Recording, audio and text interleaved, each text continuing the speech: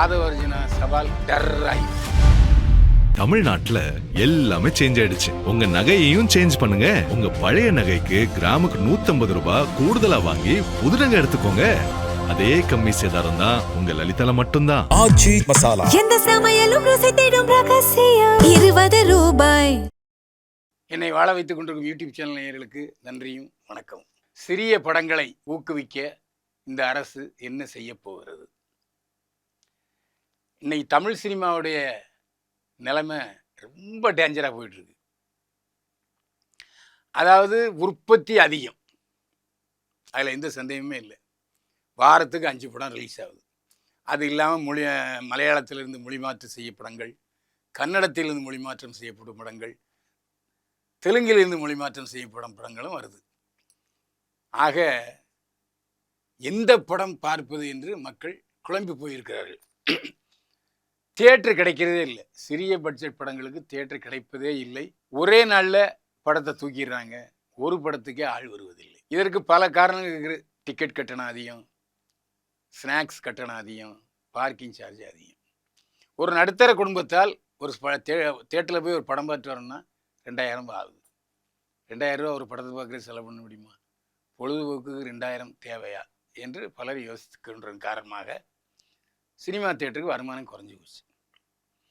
காலங்காலமாக டாக்டர் கலைஞர் முதல்வராக இருக்கும்போதும் சரி, முன்னாள் முதல்வர் மு.க. ஸ்டாலின் ஆட்சியில் இருக்கும்போதும் சரி, சின்ன பட்ஜெட் படங்களுக்கு தியேட்டர் கிடைக்க எந்தவித உதவியும் செய்யவில்லை. முதலையாச்சும் கலைஞர் பீரியடில் தமிழில் பெயர் வைத்தால் டேக்ஸ் ரிலீஃப் என்று அறிவித்தார். அது நிறைய பேருக்கு உதவிகரமாக இருந்தது. இப்போ நேர்மாறாக தமிழ் படங்கள் எல்லாவற்றுக்கும் ஆங்கில பெயர்கள் வைப்பதை ஃபேஷனாக வைத்திருக்கிறார்கள். நான் ஒரு 4 தயாரிப்பாளர்கிட்ட கேட்பேன், ஏன்டா எடுக்கிறது தமிழ் படம், நீங்கள் ஐயா இங்கிலீஷில் பெயர் வைக்கிறீங்க கேட்டால், சார் ஓடிடியில் அப்போ தான் சார் வாங்குகிறாங்க. ஸோ தயாரிப்பாளர் மீதும் குற்றம் சொல்ல முடியாது. இதுக்கு இடையில் இந்த அரசு பொறுப்பேற்றதும், அதாவது தமிழக வெற்றி கழக அரசு பொறுப்பேற்றதும், அமைச்சர் ஆதவர்ஜுனா என்ன சொன்னார்னா, ரெட் ஜெயின் மூவிஸ் திமுக சார்பான நிறுவனம் இனிமேல் படங்களை ரிலீஸ் செய்யாது, ஏன்னா எங்கள் ஆட்சி வந்துருச்சு என்று சவால் விட்டார். அதாவது ரெட் ஜெயின் மூவிஸ் படத்தை ரிலீஸ் செய்ய முடியாது என்று சவால் விட்டார். ஆனால் நேர்மாறாக சமீபத்தில் வெளிவந்து வசூலில் சாதனை புரிந்த கட்டா குஸ்தி 2 பகுதி படத்தை ரெட் ஜெயின் மூவிஸ் தான் வெளியிட்டிருக்கு. இன்பன் உதயநிதி தான் வெளியிட்டிருக்கார். நேற்று வந்த லவ் ஓ லவ் படத்தையும் ரெட் ஜெயின் மூவிஸ் தான் வெளியிட்டிருக்கு. எனவே வாரத்துக்கு ஒரு படம் வெளியிடுவது என்ற முடிவுக்கு வந்து விட்டார்கள். இப்போ ஆதவர்ஜுனா சவால் டர் ஆகிவிட்டது. அப்போ ஆதவர்ஜுனா என்ன செய்யணும்? நீங்கள் ரெட் ஜெயின் மூவிஸுக்கு போட்டியாக இன்னொரு நிறுவனம் உருவாக்க வேண்டும். அதாவது ரிலீஸ் செய்வதற்கு புதிய நிறுவனங்களை உருவாக்க வேண்டும். அது இப்போதைக்கு ஆதவர்ஜுனாவாலேயோ அல்லது அரசாலேயோ முடியாது. ஏன்னா எந்த படம் ஓடுன்னு தெரிய மாட்டேங்குது. ஆனால் ரெட் ஜெயின் மூவிஸுக்கு அந்த புத்திசாலித்தனம் இருக்குது. எந்த படம் ஓடுது என்பதை எளிதாக கண்டுபிடித்து விடுகிறார்கள். எனவே நல்ல படங்களை வாங்கி விநியோகிக்கிறாங்க, படம் ஓடுது, அவங்களும் லாபம் அடைகிறாங்க. இவ்வளோத்துக்கும் கமிஷன் பேசிஸில் அவங்க படத்தை ரிலீஸ் பண்ணுறாங்க.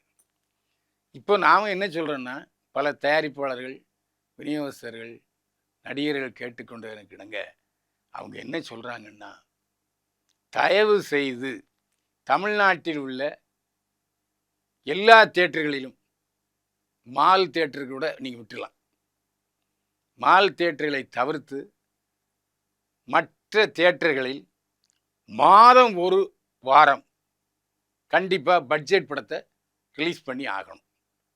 இது எப்படி ரிலீஸ் பண்ணுறீங்கன்னா, புதன்கிழமை தோறும் சென்னை கமலா தியேட்டரில் ஒரு டிக்கெட் 100 ரூபா தான். அதே மாதிரி கொண்டு வருங்க. எல்லா தியேட்டர்லையும் ஒரு வாரம் 200 ரூபா 150 ரூபா டிக்கெட்லாம் கிடையாது, 100 ரூபா தான். 100 ரூபா கொடுத்து எந்த இடத்துலையா உட்காந்து பார்த்துட்டு போ. என்று சொல்வீர்களேயானால் சிறிய படங்களுக்கு தியேட்டர் அதிபர்கள் கண்டிப்பாக கொடுப்பாங்க.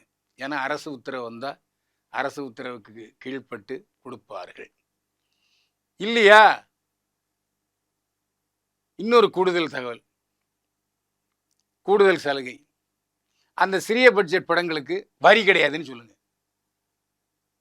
மாதம் ஒரு முறை வெளியாகும் குறைந்த பட்ஜெட் படங்களுக்கு, திரையிடப்படும் படங்களுக்கு வரி கிடையாதுன்னு சொன்னால் கண்டிப்பாக தியேட்டருக்காரங்க தருவாங்க.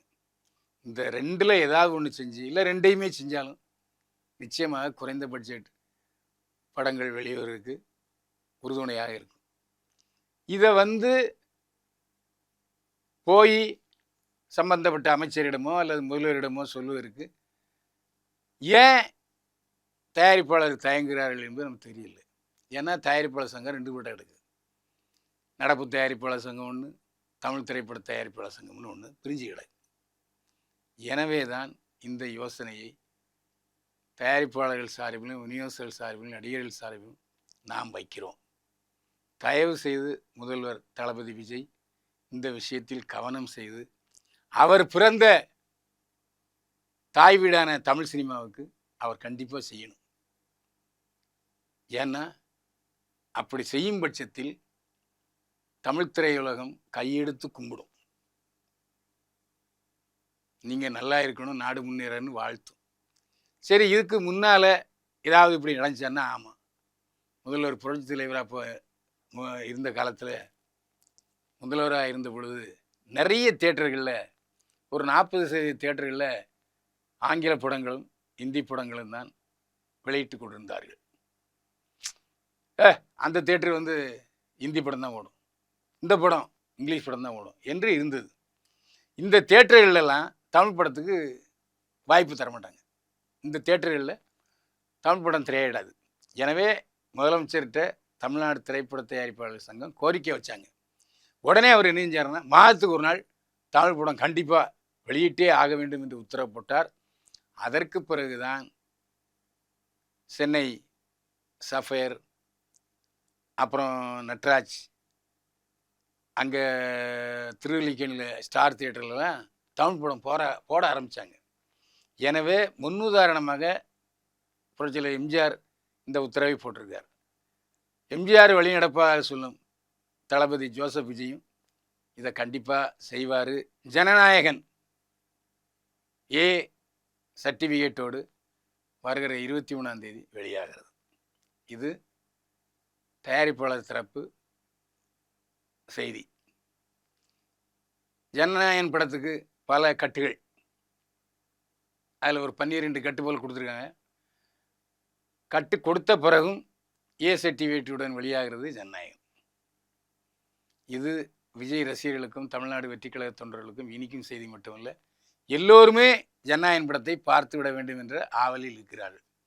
இத்தனைக்கும் அது இடையில இணையதளத்தில் வெளிவந்தது, அதையும் நிறைய பேர் பார்த்தாங்க. என்னது இருந்தாலும் ஸ்க்ரீன் எஃபெக்ட் வராது. என்ன ஒரு வருத்தம், ஏ சர்டிஃபிகேட் என்பதால் 18 வயதுக்கு குறைந்தவர்கள் படம் பார்ப்பதற்கு வாய்ப்பில்லை. ஏன்னா நிறைய ரசிகர்கள் பிலோ 18 தான் விஜய்க்கு. அது ஒரு கஷ்டம்தான். இருந்தாலும் படம் போடுறதுக்கு வாய்ப்பு அதிகம். இதில் முக்கியமான விஷயம், டிஸ்ட்ரிபியூட்டர்களிடம் ஒரு நிபந்தனையை வைத்திருக்கிறார் தயாரிப்பாளர்.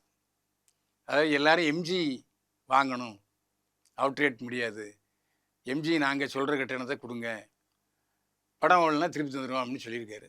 அதுக்கு தயாரிப்பாளர் இன்னமும் ஒத்து வரவில்லை. அது ஏதாவது சமாதான பேச்சு நடந்து கொண்டிருக்கிறது. ஜனநாயகன் படத்தை பொறுத்தவரையில் தமிழக வெற்றிக்கழக கொடி, அப்புறம் அம்பேத்கர் பேசிய விவரம் படங்கள், இது போன்ற முக்கியமான காட்சிகளை எல்லாம் நீக்கிவிட்டார்கள் சென்சார் அதிகாரிகள்.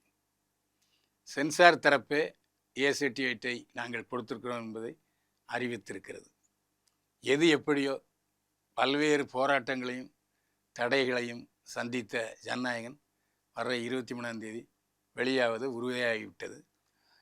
இதை தொடர்ந்து அந்த வாரம் வெளியாவதாக இருந்த ஜேசன் சஞ்சய் இயக்கிய படம் இப்போது வெளிவரவில்லை. அதனுடைய வெளியீடு தள்ளி போகிறது.